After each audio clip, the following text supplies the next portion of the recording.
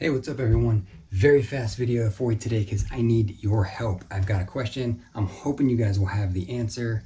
But first, I thought we would start in the mobile man cave here slash motorcycle storage slash YouTube studio. I purchased this enclosed trailer about a year ago. It's been beyond useful. It's fantastic. Best idea I ever had, I think. I get so much stuff done in here and it was like dirt cheap.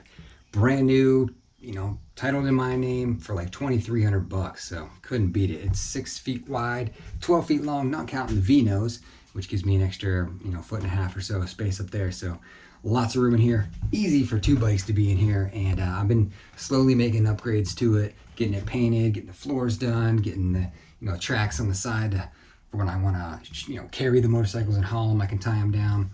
We got television in here, of course. And recently, I put this insulation up on the ceiling and it's kind of been falling down. I've been really struggling on figuring out how to keep that insulation up. Right now, I'm out here again. I'm gluing it. I am gluing it with Gorilla Glue, and that seems to be working. It's staying up, and I'll show you exactly what I'm doing. All right, so we're using this stuff, and so I pull a panel down at a time. I spread glue all over it, and then I just use these really strong magnets because the roof skin's metal, so I hold them up with about 11 magnets while the glue dries, and that seems to be working great. This insulation's pretty thin stuff. You can see that's all the thicker it is. And there's just metal roof skin there. So let's upgrade this ongoing now. If that's a good question for you guys. If you know a better way to get this stuff to stick to the roof of this trailer, let me know. I have tried everything. So we're going the Gorilla Glue route right now. So hopefully that works. Additional upgrades that are happening over there. Over there you can see we now have some air conditioning with my portable 10,000 BTU air conditioner. It just vents out through the floor right there. So that makes it nice and cool and comfortable in here in the 90-degree heat. And one last thing I've done over here, I've got my 500-watt solar generator. So I'm off grid now with this is right now running the lights in here. Pretty slick. You can see all the data on the screen. I've got 88% battery left. These lights right now are pulling 22 watts. They're turned almost up the whole way. If you take them down, I think it drops it a lot. Let's turn it down. That's the lowest setting on the lights, and they're only pulling 5 watts. So, but I keep them cranked up a little bit, and you can see I can run these lights almost on the high setting for another 21 hours. This thing's pretty slick, man. You can charge it with the solar panels I have. I have two 80-watt solar panels. Charges it in like 6 or 7 hours. Or you can charge it with your car. Just plug it into your DC outlet in the car. Or you can charge it through the wall. Great source for off-grid power. You've got 12-volt socket here, you've got your USB here, and then you got your regular 110 outlet stuff there. So you can power the lights and the TV and whatever in here. Can't really power a heater or an air conditioner. I've just got that plugged into an extension cord. But for small stuff, that thing works great. This one's made by Rock Pals. I just like the look of it, and I like that you could charge it 3 different ways. But that's about all that's happening here in the Mobile Man Cave. Now for the question I've got for you guys is, I am researching right now possibly to get another electric bike. And I want to know what I'm missing. It seems like every day I turn around, there's another new one out there I haven't seen yet. So I'm really trying to find all of them so I can make a decision on what route I want to go.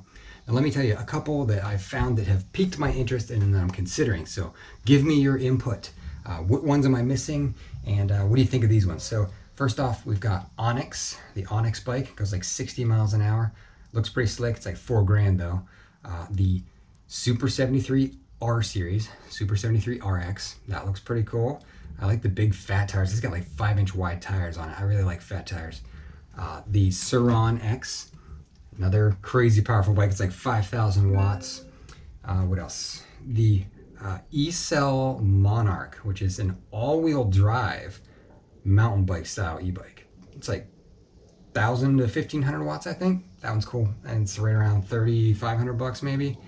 So here are my guidelines. If I do go the route of getting a new e-bike, I want it to be powerful. like 2,000 to 5,000 watts, something like that, maybe 1,500 at the least. I want something that's got a lot of juice, a lot of power. I want to try to keep it $3,000 plus or minus. I think that's probably what you're gonna have to pay to get something for some dramatic performance, and something that looks unique and cool. That's always a plus. But tell me ones that I have missed, that I'm not thinking of, that I haven't found yet. I really like to know all of them before I make a decision. And there's another option too, so let me jump over here to tell you about that. All right, well, here's the other route that we could go. So let me know what you think of this. I could take my Rad Rover here and keep modifying it, keep changing things out and making it better and faster and more powerful. As of right now, the only thing I've done performance-wise to this bike is the upgraded Bolton controller. That's the only thing I changed out. I changed that controller and it made this bike feel like a brand new bike. A lot more power, cranks it up to over 1,200 watts. So if I change out the battery and do a 52 volt battery and actually change the hub motor in the back to a true 750 watt motor, I think it's going to give it even more power, be even faster, both top end and off the line. So honestly, that would be the cheapest route to go. I'd get probably the most bang for my buck by continuing to modify the Rad Rover. I think an upgraded battery is roughly 500, 550, somewhere in that range. And the hub motor, gosh, I don't even know, 250? I'll put them up on the screen, whatever they cost. But you could upgrade this thing probably to a pretty serious e-bike for under $1,000. Or do I just take that money and put it towards out of the box horsepower? So there is my dilemma, guys. Tell me what you think. Tell me what you think would be more interesting. I'm almost wanting to lean towards modifying the Rad Rover. This is kind of, I feel like, is the everyman's bicycle of the United States right now.